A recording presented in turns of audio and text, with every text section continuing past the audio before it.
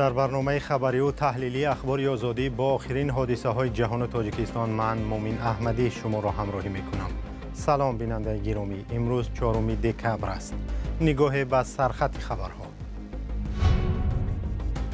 پس از سالها جنگ و دعوا اخیراً تاجیکستان و قرقیزستان اعلام داشتند که خط مرزی دو کشور را معین کردند.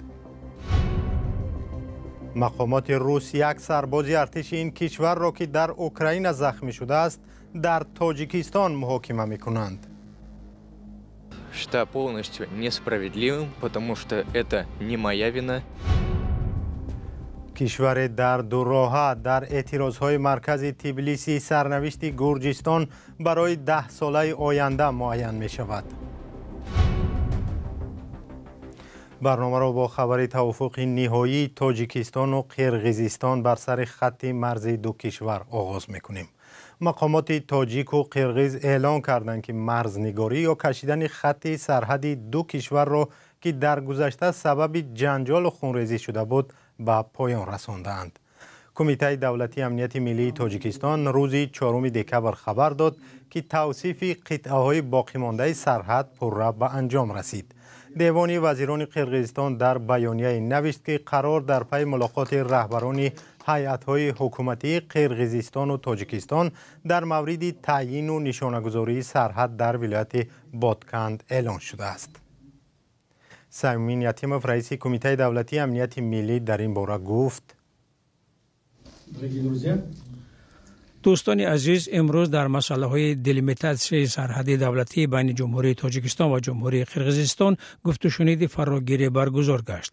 با اطمینان اظهار می‌دارم که مسئله دلیمیتاسیون مرزی دولتی بین دو کشور با اراده سیاسی رهبران و سران دولت‌های ما عملاً حل شد.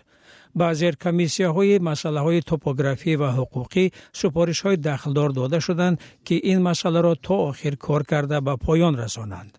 در دوام کار نوبت به مسئله سازماندهی حقوقی می رسد و ما تدریجاً به سازشنامه بین دولتی تعیین سرحد دولتی بین جمهوری تاجیکستان و جمهوری قرقیزستان نائل می شویم.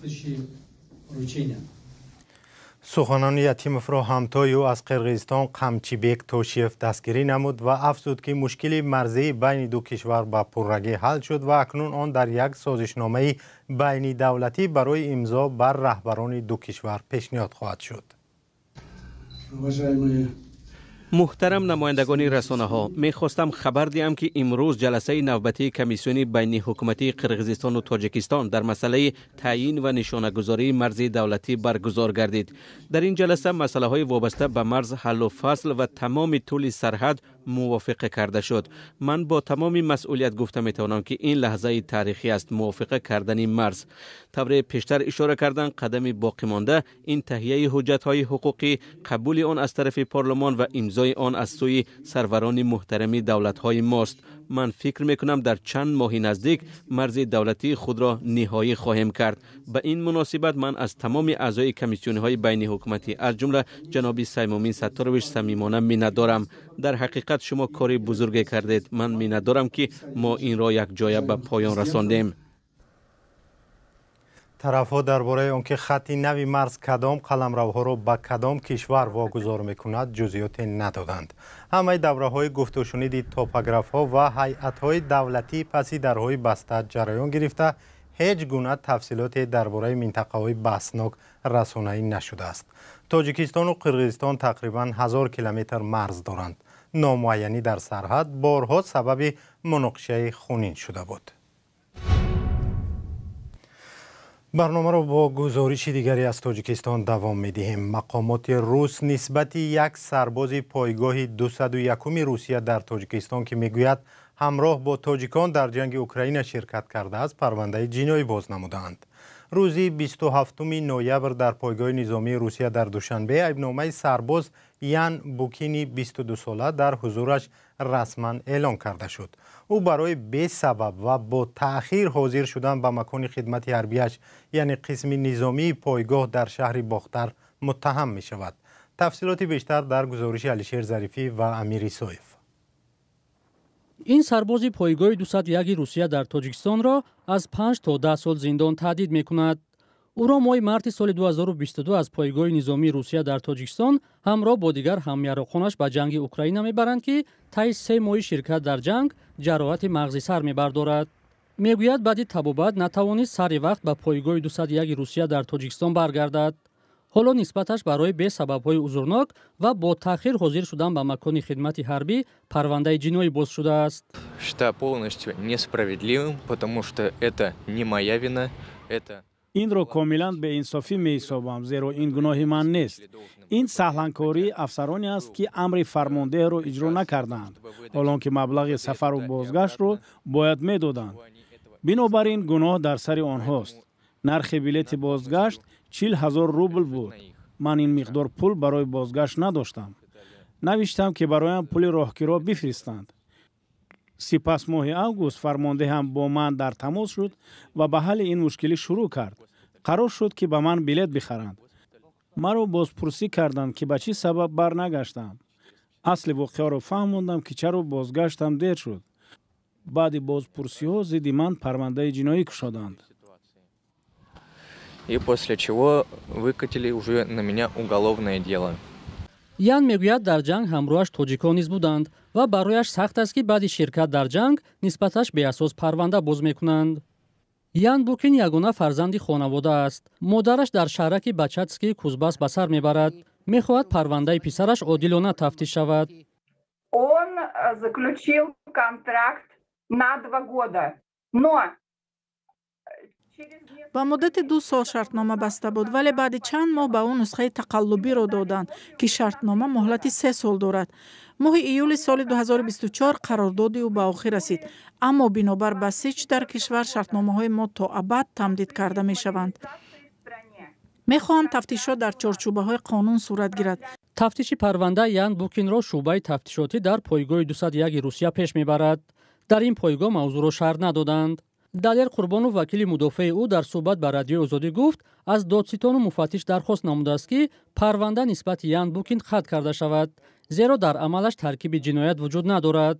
маълум нест посухи ин дархост чӣ гуна хоҳад буд ва Ян бо вакили мудофааш низ мунтазири онанд. Ян Букин то ҳол хонадор нашудааст. мегӯяд вазъи саломатиаш хуб нест, бинобар ин намехоҳад дар артиш хидматро идома диҳад. русия охири моҳи феврали соли 2022 бедалел ба Украина ҳамла кард. хабарҳо аз ҷалби сарбозони пойгоҳи 201 Русия дар ин ҷанг қаблан низ расонӣ шуда буд. дар ин ҷанг даҳҳо ҳазор украинӣ кушта ва миллионҳо нафар фирорӣ шуданд. даҳҳо ҳазор низомии Русия низ дар ин ҷанг кушта шуданд. Русия давоми тақрибан 3 сол ба он чизе ки мехост дар Украина даст ёбад, муваффақ нашуд. эмомалӣ раҳмон, президенти Тоҷикистон, фармони баргузории интихоботи парлумонӣ дар рӯзи 2 марти соли ояндаро имзо кард. дар ин рӯз сокинон бояд 63 вакили маҷлиси намояндагони Тоҷикистонро интихоб кунанд. ҳоло бори дигар ба ёд дорем ки низоми интихоботии Тоҷикистон чӣ гуна аст. гузориши хабарнигори Радиои Озодӣ Абдулло Ашуров ки дар арафаи интихоботи парлумонии соли 2020 таҳия шуда буд, бубинед. پارلمانی تاجیکستان مجلس عالی از 2 مجلس عبارت است: مجلس نمایندگان و مجلس ملی. مجلس نمایندگان پلاته پایانی پارلمان 63 کرسی دارد. از این 22 کرسی را اعضای حزب‌های رسمی سیاسی که بیش از 5% آوازها را به دست می‌آورند اشغال می‌کنند. باقی 41 نفر وکیلان دیگر در حوزه‌های یک مندتی انتخاب می‌شوند. انتخابات وکیلان مجلس نمایندگان و اعضای مجلس ملی در 5 سال یک مرتبه دایر می شود. در تاجیکستان 7 حزب سیاسی رسمی ثبت نام شدند: حزب خلق دموکراتی، حزب اگراری، حزب اصلاحات اقتصادی، حزب سوسیالیستی، حزب کمونیستی، حزب دموکراتی، حزب سوسیال دموکراتی. وکیل مجلس نمایندگان و یا مجلس ملی شخص انتخاب شده می تواند که سنش نه کمتر از 30 ساله باشد، تحصیلاتش عالی و زبان تاجیکی را داند.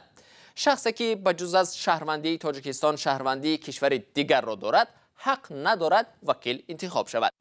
سازمان‌های بین المللی ناظر انتخابات از جمله دفتر نهادهای دموکراتی و حقوق انسانی سازمان امنیت و همکاری در اروپا بار هم انتخابات‌های تاجیکستان را آزاد، دموکراتی و مطابق با معیارهای بین المللی اعتراف نکردند. مجلس ملی پلاته بالایی پارلمان تاجیکستان 33 کرسی دارد. 25 نفر اعضای مجلس ملی از سوی وکیلان مجلس‌های محلی ولایت مختار کوهستان بدخشان، شهر دوشنبه، ناحیه‌های تابع مرکز و ولایت‌های سوخت و ختلان انتخاب می‌شود. 8 نفر اعضای دیگری مجلس را پرزیدنت تعیین می‌کند. پرزیدنت‌های سابق تاجیکستان عضو یک عمره مجلس ملی هستند. 2 نفر پرزیدنت‌های سابق تاجیکستان، قهار محکموف و رحمان نبیف از دنیا گذشتند. قهار محکموف تا زمانی در قید حیات بودن وکیل مجلس ملی بود. از این رو امتیازی عضو یک عمره مجلس ملی حالا تنها به پرزیدنت امام علی رحمان دخل دارد. برمیگردیم به موضوع گرجستان. اعتراض ساکنان در گرجستان پس از اعلان قطعی مذاکرات برای شامل شدن این کشور به اتحاد اروپا سراسری شده است. گرجستان در دو راه مانده است. سرنوشت آن عملا در دست پارلمان است و حتی پرزیدنت را وکیلان انتخاب می‌کنند.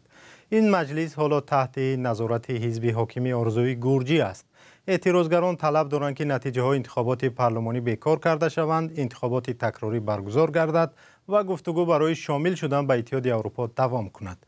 لوکا پیرتی خبرنگار رادیو آزادی 4 سناریوی احتمالی را پیش بینی دارد. کایومرس عطا آن را تقدیم می‌کند.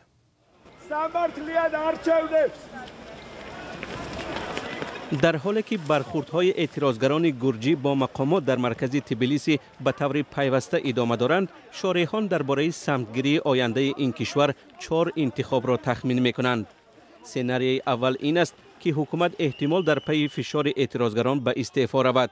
پرزیدنت گرجستان سالومه زورابیشویلی به اعتراض همراه شده از افسران خواهش کرده است که به آینده کشور بی‌طرف نباشند. پراکنده کردن مردم وظیفه شما نیست. شما به روسیه خدمت میکنید یا گرجستان؟ شما به سوال پرزیدنت جواب نمیدهید. سپر را پایین کنید. شما درباره خود و کشور و فرزندانتان فکر نمیکنید؟ اگر فشار اعتراضگران کارگر بود، در آن صورت انتخابات نوی پارلمانی برگزار خواهد شد. احزاب مخالف میگویند مسئول معرکه انتخابات باید افراد نو و بی‌طرف باشند. آنگاه احتمال حزب آرزوی گرجی تواناییش را از دست دهد و دوباره در گفتگوی عضویت در اتحاد اروپا باز شود. سناریوی دوم این میتواند باشد که برعکس سالومه زورابیشویلی پرزیدنت گرجستان از مقامش تا آخر سال استعفا دهد. حالا او میگوید نیتی به استعفا رفتن ندارد چون پارلمانی که باید پرزیدنت نو انتخاب کند قانونی نیست. سروزیر گرجستان ایرکلی کوباخیدزه در این باره نظری دیگر دارد. سالومه زورابیشویلی 4 هفته دیگر در مقامش می باشد. من حالت او را درک می کنم. او باید 29 دکبر قرارگاه ریاست جمهوری را خالی نموده آن را به پرزیدنت قانونا انتخاب شده کشور سپارد. یادآور می شوم که در انتخابات 26 اکتبر او همراه با مخالفان تندگرا بود و گمان داشت که به این وسیله در کرسی باقی می ماند، اما آنها شکست خوردند. حزب آرزوی گرجی فوتبالیست معروف را نامزدی مقام پرزیدنت پیشنهاد کرده است. زورابیشویلی را هم تهدید کردند که اگر به استعفا نرود زندانی می شود. این می تواند اعتراضها را افزایش دهد. سناریوی سوم این است که حکومت به استعفا نمی رود و اعتراضگران را سرکوب می کند. حالا نیروهای پلیس صدها اعتراضگر را بازداشت کرده با آنها رفتار خشونت‌آمیز می کند.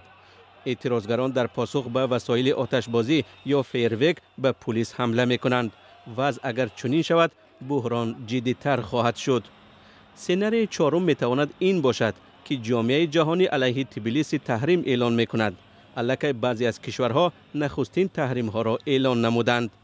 مخالفان حالا طلب دارند که ضد فعالان حزب آرزوی گرجی تحریم اعلان شود. امریکا نسبت به چند فعال آن تحریم جاری کرده است.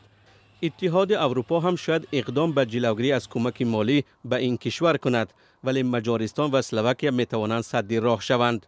حالا آرزوی شامل شدن گرجستان به اتحاد اروپا در ترازو گذاشته شده است.